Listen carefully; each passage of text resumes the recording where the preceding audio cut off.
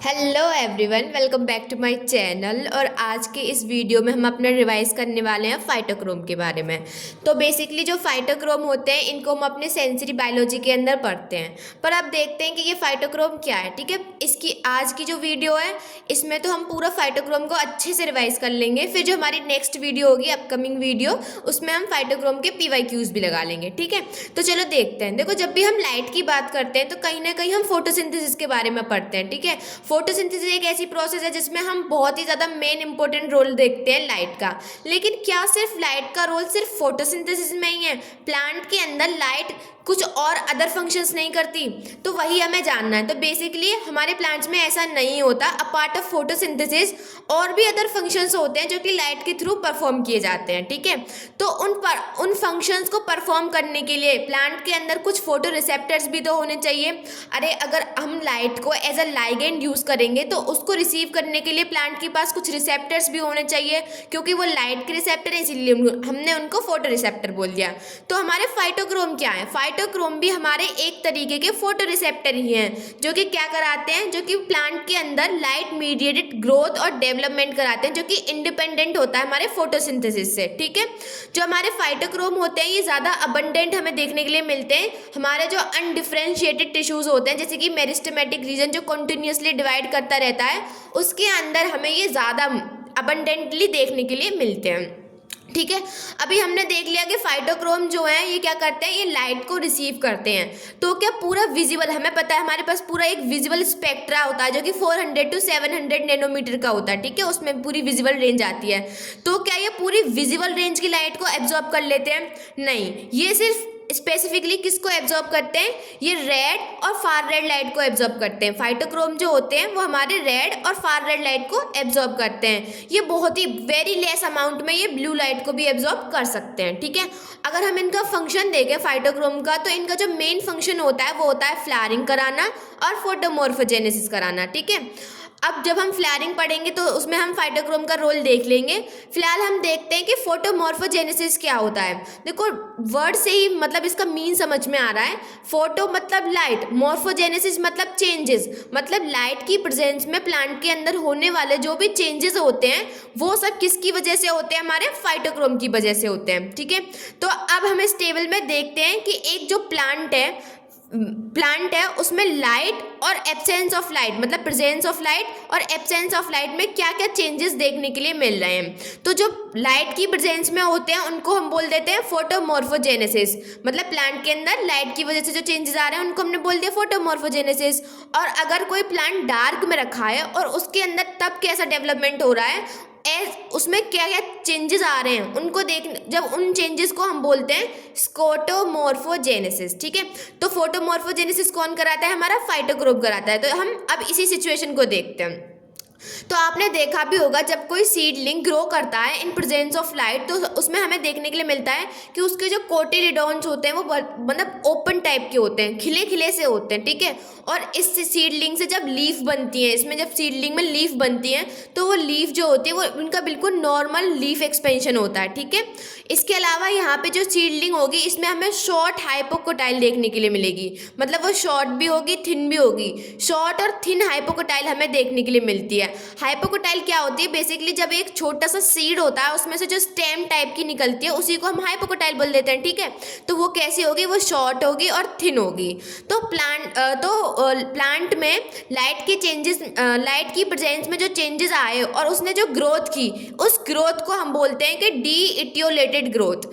ठीक है, ऐसी ग्रोथ को हम क्या बोलेंगे? D etiolated growth.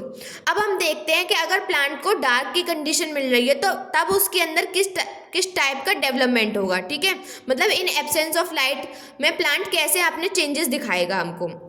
ठीक है, इसमें क्या होगा कि जो हमारा हाइपोकोटाइल होगा वो कैसा हो जाएगा? थिन हो जाएगा और काफ़ी लॉन्ग हो जाएगा। आपने देखा भी होगा जब अगर आपने किसी एक्सपेरिमेंटली किसी सीडलिंग्स को, मतलब किसी सीड को ग्रो किया होगा डार्क में, तो उसकी जो सीडलिंग आती है वो कैसी होती है? उसकी जो हाइपोकोटाइल की लेंथ होती है वो बहुत ही ज़्यादा होती है और वो थिन होता है, और हाँ, वो कैसा होता है? येलो कलर का होता है। ठीक है, और इसमें क्या होता है, जो कोटिलेडॉन्स होते हैं वो क्या होते हैं, क्लोज्ड हो जाते हैं, ठीक है। और ये जो ऐसे लीफ, यहाँ से जो लीफ बनती है वो बिल्कुल ऐसे नीचे की तरफ झुकी हुई सी बनती है, तो हम कहते हैं कि यहाँ पे हो जाता है हमारा एपिकल हुक का फॉर्मेशन, ठीक है।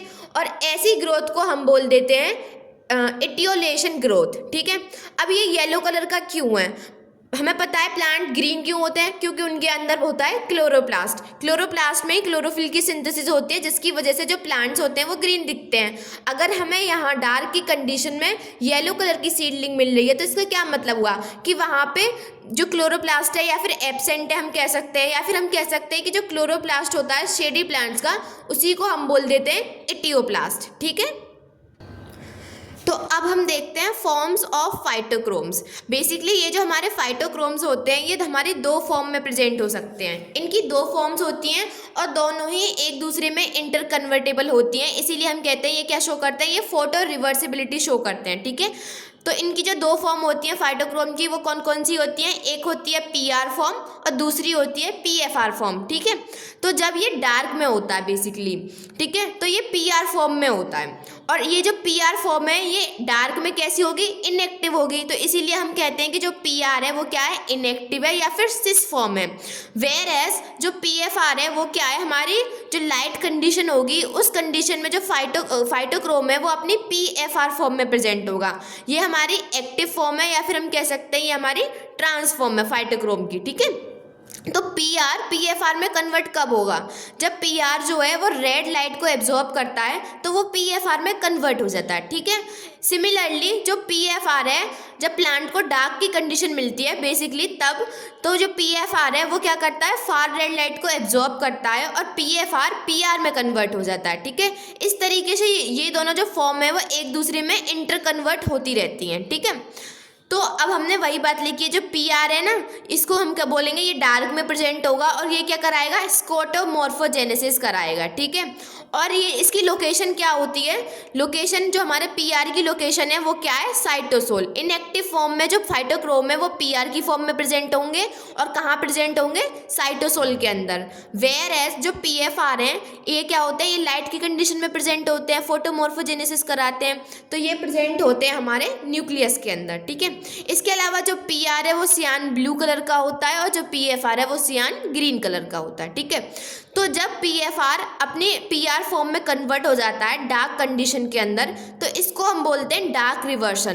क्या हो गया, डार्क रिवर्शन हो गया, मतलब पीएफआर जो है वो अपनी पीआर फॉर्म में कन्वर्ट हो गया। और क्योंकि ये डार्क की वजह से हुआ है इसीलिए हमने इसको बोल दिया डार्क रिवर्सन। और ये एक तरीके का स्पॉन्टेनियस प्रोसेस है, मतलब ऑटोमेटिकली अगर किसी प्लांट को हमने डार्क में रख दिया तो वो ऑटोमेटिकली अपनी पीएफआर से पीआर फॉर्म में कन्वर्ट हो जाता है। तो इस तरीके से फाइटोक्रोम की दो फॉर्म्स होती हैं और ये हमने देख ली। और यहाँ से क्वेश्चन भी बनते हैं कि कौन सी जो है वो एक्टिव जो फॉर्म है और ये कहाँ पे प्रेजेंट होती है। तो ये याद रखना है हमें, पीआर जो है वो साइटोसोल में और पीएफआर जो है वो न्यूक्लियस के अंदर देखने को मिलती है, ठीक है। तो फ्रेंड्स अब हम देख लेते हैं जीन्स ऑफ फाइटोक्रोम। तो बेसिकली इन फाइटोक्रोम्स को बनाने के लिए कौन कौन से जीन्स जो हैं वो रेस्पॉन्सिबल होते हैं, अब हम वो देखने वाले हैं। तो इनके जो जीन्स होते हैं इनको हम दो कैटेगरी में डिवाइड कर देते हैं। एक होता है हमारा टाइप 1 और दूसरा होता है हमारा टाइप 2। तो जो टाइप 1 है इसमें आता है हमारा 5A मतलब वही फाइटोक्रोम A, ठीक है। और जो टाइप 2 है इसमें आ जाता है BCDE, ठीक है। अब हम देखते हैं हमारे 5A के बारे में कुछ कैरेक्टर्स। जो हमारा 5A है ना ये थर्मो सेंसिटिव होता है, मतलब टेम्परेचर के लिए सेंसिटिव होता है और लाइट सेंसिटिव होता है। मतलब कि जो हमारा 5A है ये सिर्फ और सिर्फ डार्क कंडीशन में प्रेजेंट होता है। अगर इसको लाइट की कंडीशन मिलेंगी तो ये क्या हो जाएगा, ये डिग्रेड हो जाएगा, ठीक है। तो वही लिखा है कि प्रेजेंट इन डार्क, ठीक है। इस जो हमारा 5A के पास कोई भी NLS नहीं होता। NLS मतलब न्यूक्लियर लोकलाइजिंग सिग्नल। हमको पता है कोई भी प्रोटीन जो कि साइटोसोल में बनती है अगर उसको न्यूक्लियस में मूव करके जाना है तो उसके पास एक सिग्नल प्रेजेंट होना चाहिए जिसको हम बोलते हैं NLS मतलब न्यूक्लियर लोकलाइजिंग सिग्नल। तो जो हमारा 5A है इसके पास अपना खुद का कोई NLS नहीं होता है, इसीलिए इसको अगर न्यूक्लियस में मूव करना है साइटोसोल से तो इसको कुछ अदर प्रोटीन्स के साथ बाइंड करना पड़ता है, जैसे कि 5-1 प्रोटीन, ठीक है। तो ये 5-1 प्रोटीन के साथ बाइंड कर जाता है। मतलब ट्रांसपोर्ट होने के लिए न्यूक्लियस में। ठीक है, तो जो हमारा 5A है ना, ये जो अर्ली स्टेजेस होती हैं जर्मिनेशन की, ये उनको कंट्रोल करता है 5A।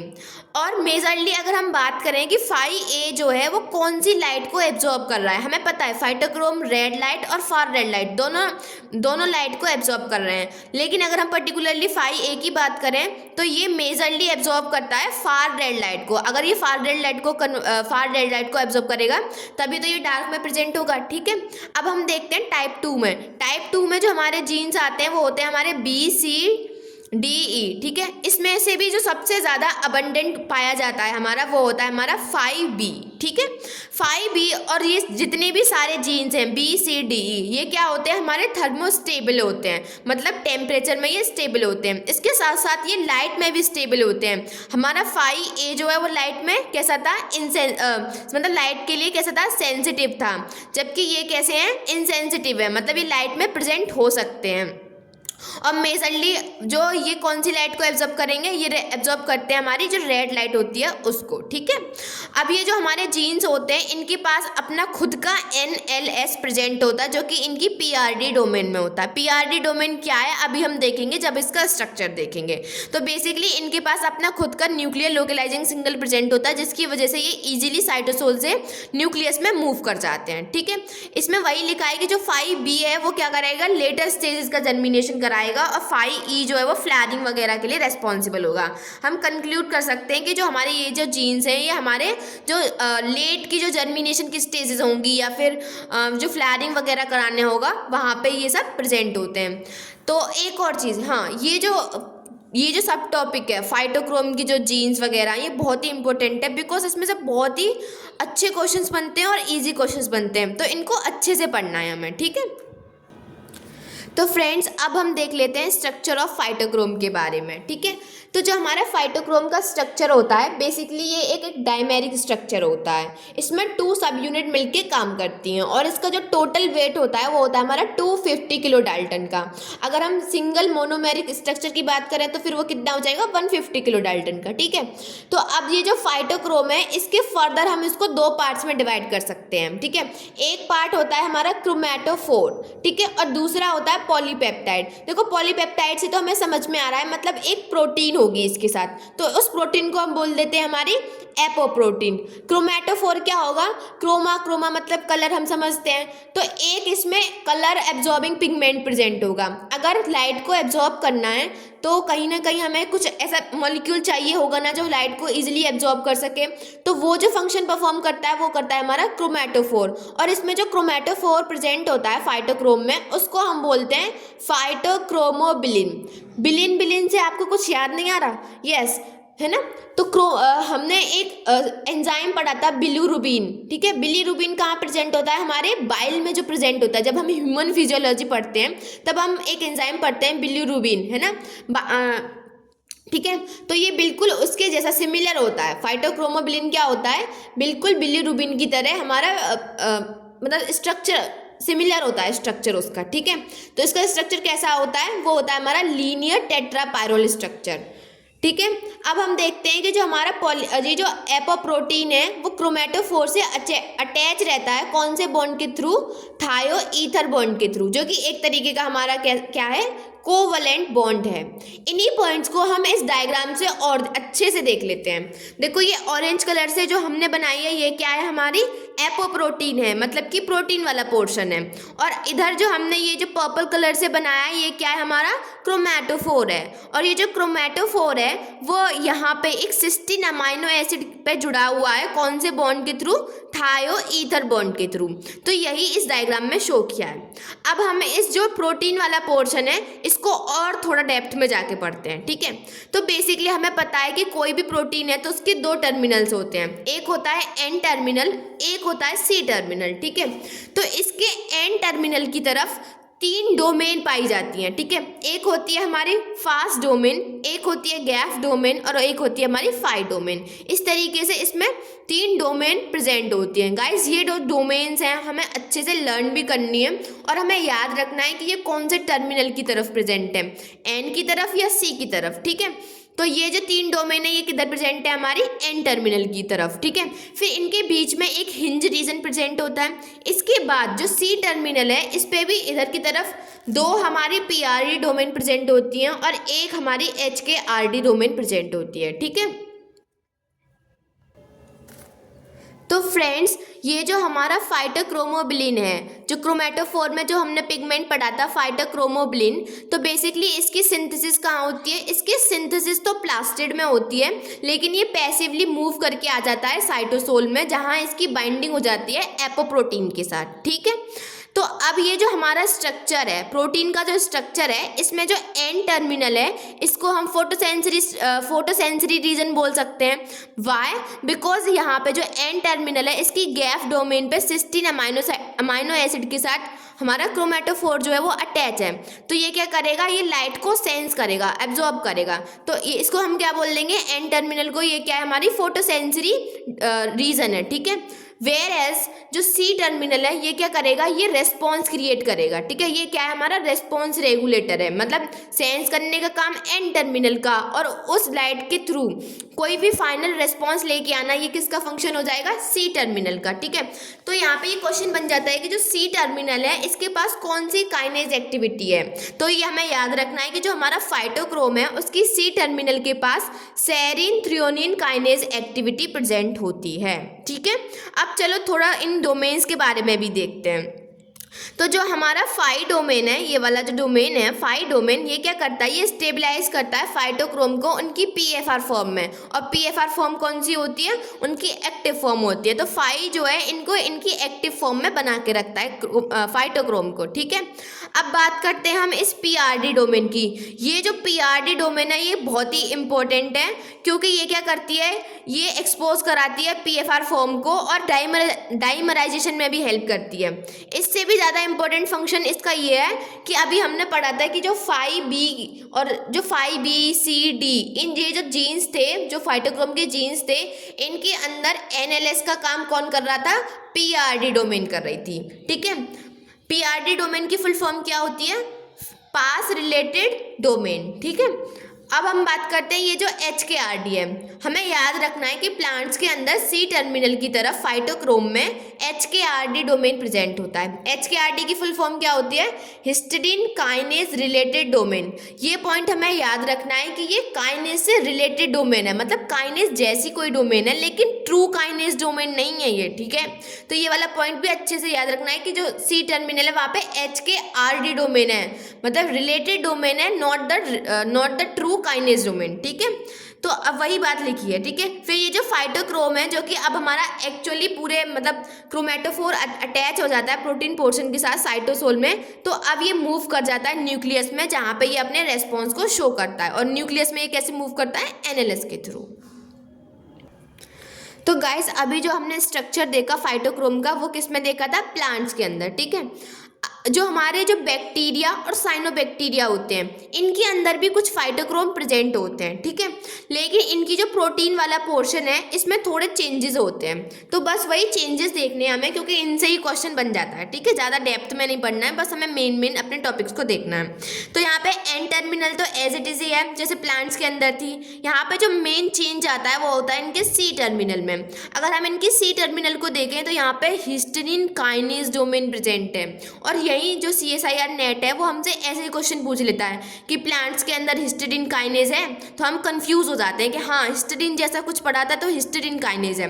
नो फ्रेंड्स, जो हमारे हिस्टिडीन काइनेज है ये बैक्टीरिया और जो हमारे साइनोबैक्टीरिया हैं इनके फाइटोक्रोम में होता है, और प्लांट के अंदर हमारे यहाँ HKRD होता है, ठीक है। अब हम देखते हैं रोल ऑफ PIF। देखो, ऐसा पॉसिबल नहीं हो सकता कि कोई अपना काम कर रहा है और उसका कोई दुश्मन ना हो, ठीक है। तो सिमिलरली फाइटोक्रोम अपना काम कर रहे हैं, तो जाहिर सी बात है प्लांट के अंदर उनका कोई एनिमी भी होगा, मतलब कोई तो ऐसा होगा ना जो इनको ब्लॉक करेगा, इनका काम करने से रोकेगा।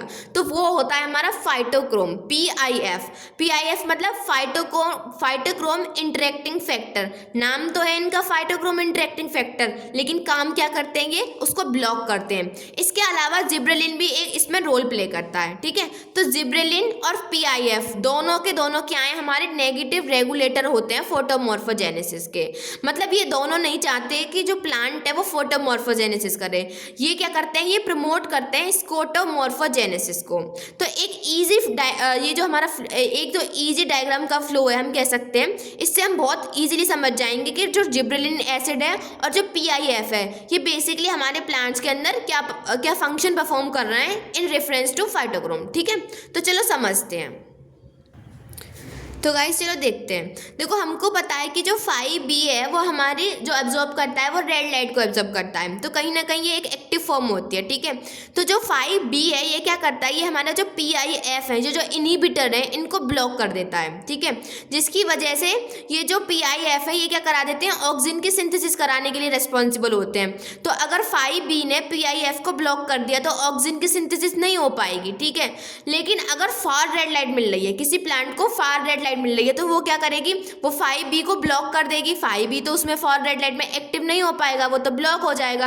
अगर 5B ब्लॉक है तो अब क्या, ये PIF को ब्लॉक नहीं करा पाएगा, क्योंकि इसका काम होता है कि अपने एक्टिव फॉर्म में ये PIF को ब्लॉक कराए, लेकिन अब वो परफॉर्म नहीं कर पाएगा इस फंक्शन को। अगर PIF एक्टिव हो गया तो ये क्या करेगा, ये अब ऑक्सिन हार्मोन की सिंथेसिस कराएगा। और ऑक्सिन हार्मोन हमें पता है ये क्या कराता है, प्लांट्स के अंदर उसकी जो हाइट होती है उसको इंक्रीज कराता है। तो हमने जब स्कोटोमॉर्फोजेनेसिस पढ़ा था, हमने देखा भी था कि जो उसका हाइपोकोटाइल है वो काफ़ी ज़्यादा लंबा हो रहा था। तो अभी आपको समझ में आ रहा होगा कि वो इतना ज़्यादा लॉन्ग क्यों हो रहा है, क्योंकि वहाँ पे ऑक्सीजन की सिंथेसिस है और PIF उसके लिए रेस्पॉन्सिबल होते हैं। जब प्लांट बहुत ही ज़्यादा टॉल हो जाते हैं या फिर हमें प्लांट को टॉल कराना होता है तो इसको हम बोलते हैं सास मतलब शेड अवॉइडेंस सिंड्रोम। इसको हम अभी और आगे देखने वाले हैं, ठीक है। अब हम देख लेते हैं कि अगर प्लांट को रेड लाइट मिल गई तो जो 5B जीन है वो क्या हो जाएगा, एक्टिव हो जाएगा। और अगर 5B जीन एक बार एक्टिवेट हो गया तो ये कहेगा PIF को, जाओ भाई अब जाओ, अब मुझे मेरा काम करने दो। तो ये क्या करेगा, PIF को ब्लॉक कर देगा, जिसकी वजह से ऑक्सीजन की सिंथेसिस नहीं होगी और जो हमारा शील्डिंग होगी, जो हमारा प्लांट होगा मतलब जर्मिनेटिंग प्लांट होगा, उसका क्या होगी, जो लेंथ होगी हाइपोकोटाइल की वो क्या रहेगी, नॉर्मल रहेगी, वो उसको मेंटेन करके रखेगा, ठीक है।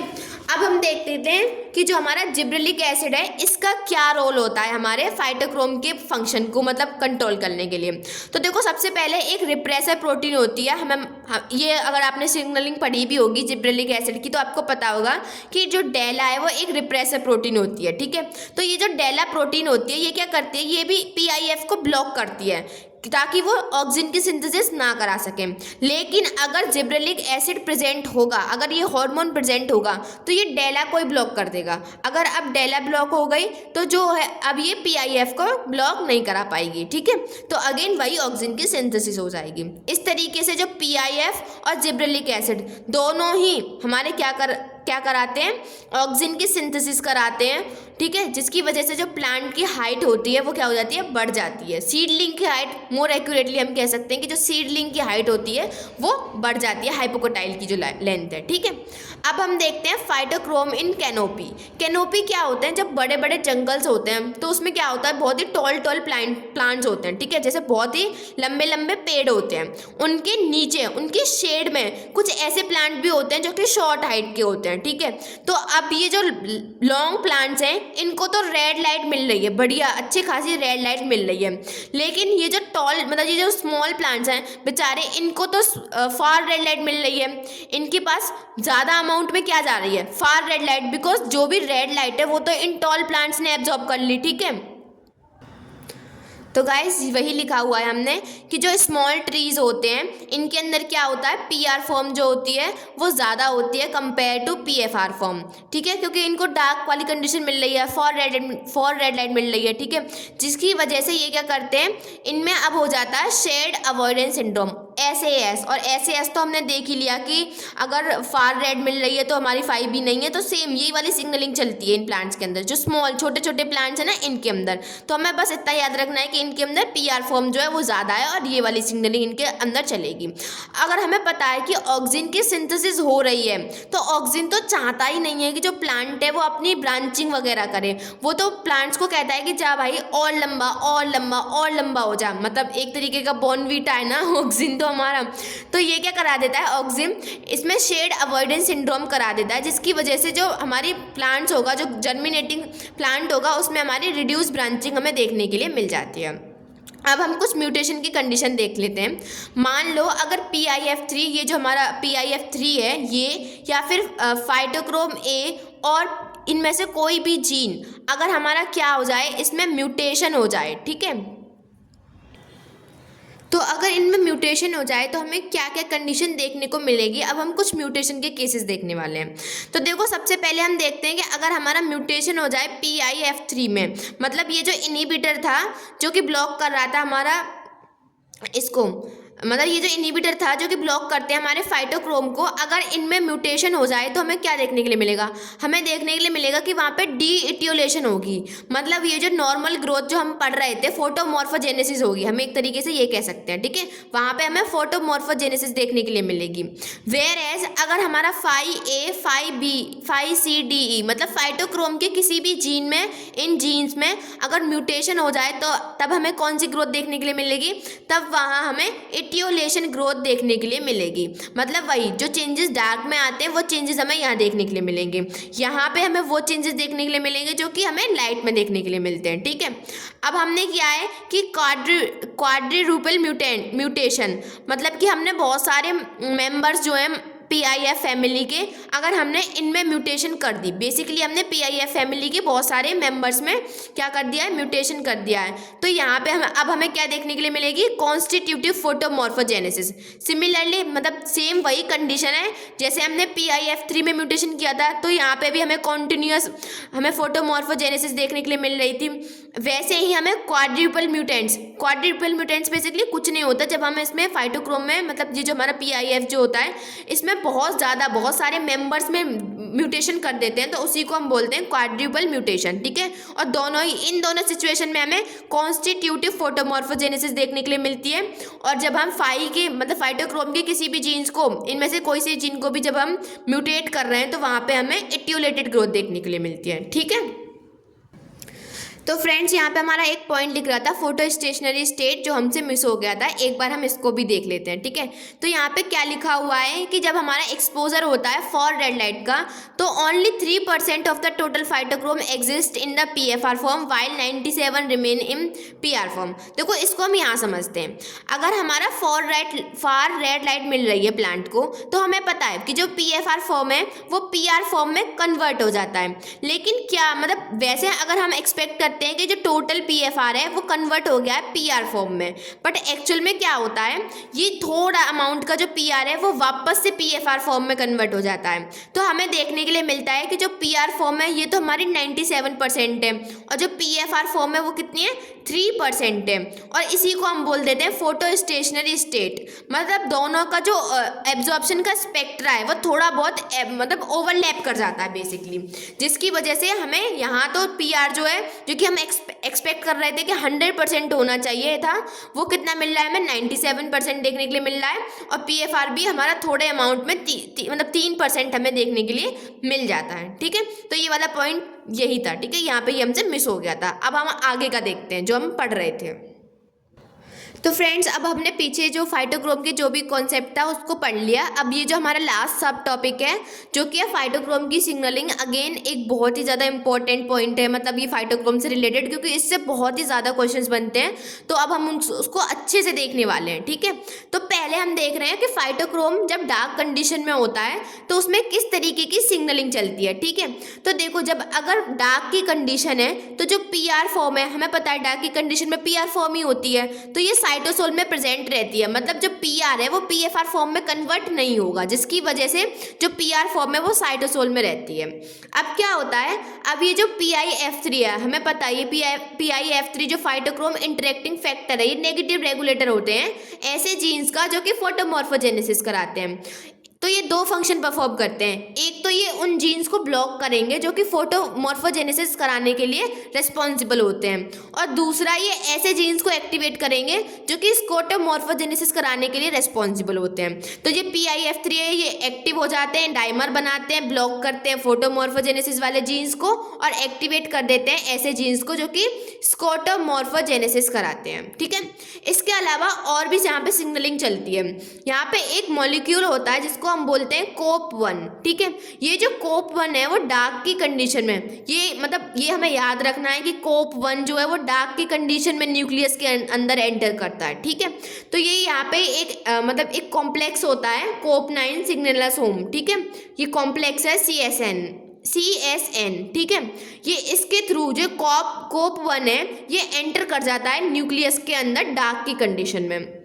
अब ये जो COP1 है वो SPA1 के साथ एक और अनदर मॉलिक्यूल है, इसके साथ क्या कर जाता है, ये बाइंड कर जाता है। जब इन दोनों की बाइंडिंग हो जाती है तो ये कुछ अदर ट्रांसक्रिप्शन फैक्टर्स होते हैं, ऐसे फैक्टर्स जो कि फोटोमॉर्फोजेनेसिस कराने के लिए रेस्पॉन्सिबल होते हैं। तो ये क्या करते हैं, ये उन ट्रांसक्रिप्शन फैक्टर्स पे यूबिक्विटिनाइजेशन करा देते हैं। और हमें पता है अगर किसी भी प्रोटीन पे, किसी भी ट्रांसक्रिप्शन फैक्टर पे अगर यूबिक्विटिन का टैग लग जाता है तो फिर उसका क्या होता है, उसका 26 प्रोटियोसोमल डिग्रेडेशन ही होता है। हमें पता है हमारे सेल के अंदर एक मशीन होती है जो कि ये फंक्शन परफॉर्म करती है। ठीक है, तो यहाँ पे कौन कौन से ट्रांसक्रिप्शन फैक्टर्स होते हैं जिनके ऊपर यूबिक्विटिन का टैग लगता है। सबसे जो मेन होता है वो होता है हमारा HY5। ठीक है, HY5, इसके अलावा और भी होते हैं जैसे कि HFR1 और LF1। ठीक है, तो इनका यूबिक्विटिनाइजेशन करा दिया जाता है। अगर ये जो ट्रांसक्रिप्शन फैक्टर्स हैं अगर ये डिग्रेड हो गए तो अब यहाँ पे जो ऐसे जीन्स जो कि फोटोमॉर्फोजेनेसिस कराने के लिए रिस्पॉन्सिबल थे उनका कोई भी रिस्पॉन्स नहीं आएगा। ठीक है, तो डार्क की कंडीशन में इस तरीके से यहाँ पे ये पूरी सिग्नलिंग चलती है कि PIF जो है इनको ब्लॉक करेगा, स्कोटोमॉर्फोजेनेसिस वाले को प्रमोट करेगा, COP1 न्यूक्लियस के अंदर आएगा, बाइंडिंग करेगा SPA1 के साथ, यूबिक्विटिनाइजेशन करा देगा हमारे HY5, HFR1 का और LF का। ठीक है, जिसकी वजह से हमें कोई भी फोटोमॉर्फोजेनेसिस देखने के लिए नहीं मिलेगी। अब हम देख लेते हैं कि डार्क के बाद अगर लाइट की कंडीशन आ गई तो अब यहाँ पे जो सिग्नलिंग है वो किस तरीके से चेंज होगी, अब हम वो देखने वाले हैं। ठीक है, अगर लाइट की कंडीशन है तो अब जो PR फॉर्म है वो PFR फॉर्म में कन्वर्ट हो जाएगा जो कि एक्टिव फॉर्म है। अब ये जो PFR है वो मूव करके चली जाएगी हमारी न्यूक्लियस के अंदर। जैसे ही PFR जो फॉर्म है वो न्यूक्लियस के अंदर आती है तो ये क्या कराती है, ये जो हमारी फाइटोक्रोम इंटरेक्टिंग फैक्टर जो नेगेटिवली रेगुलेट करते हैं हमारी फोटोमॉर्फोजेनेसिस के जीन्स को, इनको ब्लॉक कर देती है। ठीक है, अगर ये जो ब्लॉक है, अगर ये PIF3 जो ब्लॉक हो जाएंगे तो अब ये स्कोटोमॉर्फोजेनेसिस प्रमोट नहीं करा पाएंगे, इनकी यहाँ पे बाइंडिंग नहीं हो पाएगी और इसके साथ साथ ये फोटोमॉर्फोजेनेसिस वाले जो जीन्स हैं इनको भी ब्लॉक नहीं करवा पाएंगे। ठीक है, तो एक तो ये PIF के थ्रू हम कर रहे हैं। दूसरा, अभी हमने जो COP का सिनेरियो देखा था उसमें क्या होता है, ये जो होता है COP1 इसका करा दिया जाता है फॉस्फोराइलेशन। ठीक है, PFR जो होता है COP1 का करा देता है फॉस्फोराइलेशन और अब इसको न्यूक्लियस से धक्के मार के बाहर निकाल दिया जाता है कि जा भाई अब दिन आ गया और अब तू बाहर में बाहर जा। रात में, बस ये रात में आता है, दिन में इसको बाहर फेंक दिया जाता है न्यूक्लियस से। ठीक है, तो COP1 जो है वो रिलीज आउट हो जाता है न्यूक्लियस से by PFR form through phosphorylation. ठीक है, तो COP1 का जैसे ही फॉस्फोराइलेशन कर दिया है डे टाइम में लाइट की कंडीशन में तो इसको न्यूक्लियस से मूव कर दिया जाता है। अब ये जो SPA1 है ये अकेला इन जीन्स को ब्लॉक नहीं कर सकता, जिसकी वजह से HY5, HFR और LAF ये फ्री रहते हैं और ये बाइंड कर जाते हैं हमारे ऐसे जीन्स के साथ जो कि रेस्पॉन्सिबल होते हैं फोटोमॉर्फोजेनेसिस के, जिनके थ्रू अब क्या होता है, रेस्पॉन्स आता है। ठीक है, तो फ्रेंड्स ये हमारे आज का टॉपिक था फाइटोक्रोम, जो कि हमने अच्छे से रिवाइज कर लिया।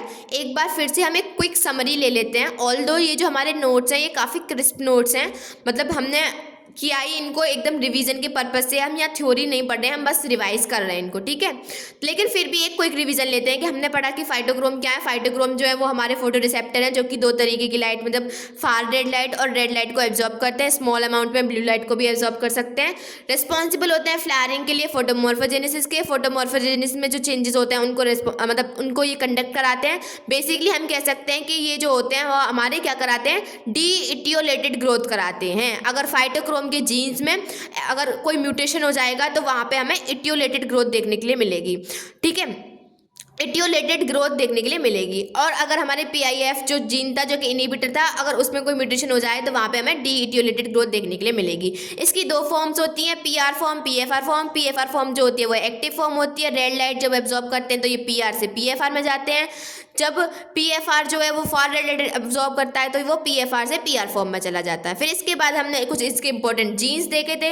इसके जीन्स में बस हमें इतना याद रखना है कि जो 5A है वो डार्क की कंडीशन में होता है, 5B जो है वो लाइट की कंडीशन में होता है, 5A के पास NLS नहीं होता है, ये 5 प्रोटीन कुछ प्रेजेंट होती हैं, FHY1 प्रोटीन इनके साथ बाइंड करता है जिसके थ्रू वो न्यूक्लियस में मूव कर पाता है, ठीक है। उसके बाद हमने फाइटोक्रोम का प्लांट्स के अंदर स्ट्रक्चर देखा। स्ट्रक्चर में हमने देखा कि N जो टर्मिनल है वो क्या है, हमारा फोटोसेंसरी है जो कि लाइट को सेंस करता है, C टर्मिनल रेस्पॉन्स रेगुलेटर होता है। इनमें कुछ हमने डोमेन्स देखी थी। इंपॉर्टेंट ये है कि जो PRD है वो NLS की तरह एक्ट करती है। HKRD प्लांट्स के अंदर HKRD प्रेजेंट होता है, मतलब histidine kinase related domain present होता है। लेकिन जो बैक्टीरियोफाज और जो हमारे साइनोबैक्टीरिया होते हैं उनके पास हिस्टिडीन काइनेज डोमेन प्रेजेंट होती है। फिर हमने देखा था कि जो PIF है वो कैसे हमारा ब्लॉक करता है, मतलब हमारे ब्लॉक कैसे करता है फोटोसिंथेसिस के फंक्शन को, वो भी हमने देख लिया था कि फार रेड लाइट में 5B जो है वो इनएक्टिव होता है जिसकी वजह से PIF जो है वो एक्टिव हो जाता है, वो ऑक्सीजन की सिंथेसिस कराता है। फिर हमने ये भी देख लिया था जो कैनोपी में स्मॉल ट्रीज होते हैं उनको फार रेड लाइट ज़्यादा मिल रही होती है जिसकी वजह से उनमें जो PR फॉर्म है वो ज़्यादा होती है कंपेयर टू PFR फॉर्म, जिसकी वजह से उनमें हमें देखने के लिए मिलता है शेड अवॉइडेंस सिंड्रोम, मतलब वहाँ पे ऑक्सीजन की सिंथेसिस ज़्यादा हो रही होती है। फिर ये म्यूटेशन केसेस भी हमने देख लिए थे। एंड एट द लास्ट हमने ये देखी थी सिग्नलिंग हमने सबसे पहले देखी थी डार्क की कंडीशन में देखा था कि PFR फॉर्म जो है उसका फॉर्मेशन या फिर कन्वर्टेशन नहीं हो रहा है जिसकी वजह से COP1 न्यूक्लियस में अंदर आता है, SPA1 के साथ बाइंड करता है और हमारे जो जीन्स होते हैं HY5 या फिर जो भी ट्रांसक्रिप्शन फैक्टर्स होते हैं उनको डिग्रेड कर देता है। फोटोमॉर्फोजेनेसिस हमें देखने के लिए नहीं मिलती है। लाइट की कंडीशन जब आती है PFR फॉर्म जो होती है वो PIF3 को भी ब्लॉक कर देती है और ये क्या करा देती है, ये COP1 का जो फॉस्फोराइलेशन करा लेती है, COP1 न्यूक्लियस से बाहर हो जाता है, ये जो जीन्स होते हैं ये फ्री हो जाते हैं और फोटोमॉर्फोजेनेसिस के जो जीन्स होते हैं उनके साथ बाइंड कर जाते हैं और हमारा जो रेस्पॉन्स है वो हमें देखने के लिए मिल जाता है। इसके अलावा एक और पॉइंट यहाँ पे हमें जो याद रखना है कि जब ये लाइट की कंडीशन आती है तो जो COP1 है वो न्यूक्लियस में बाहर निकलने के साथ साथ, मतलब जब ये इसको न्यूक्लियस से बाहर निकाला जाता है उससे पहले ये क्या कर देता है, जो हमारा 5A जीन है उसका यूबिक्विटिनाइजेशन करा देता है, क्योंकि हमें पता है कि जो 5A जीन है वो सिर्फ और सिर्फ डार्क की कंडीशन में प्रेजेंट होता है, तो वो 5A का क्या करा देता है, यूबिक्विटिनाइजेशन करा देता है, ठीक है। ये पॉइंट भी था इसमें। तो बस यही हमारा आज का रिवीजन था, ठीक है। सो आई जस्ट होप आपको ये वीडियो अच्छी लगी होगी, ये कंटेंट आपके लिए हेल्पफुल रहा होगा। अगर स्टिल आपको कोई डाउट है, आपको कोई पॉइंट नहीं समझ में आया है तो आप मेरे को कमेंट करके बताओ। I will give my 100% because मैं भी रिवीजन कर रही हूँ, तो आई जस्ट होप मेरे साथ साथ किसी और का भी मतलब थोड़ा बहुत प्रॉफिट हो जाए, ठीक है। And again thank you for watching.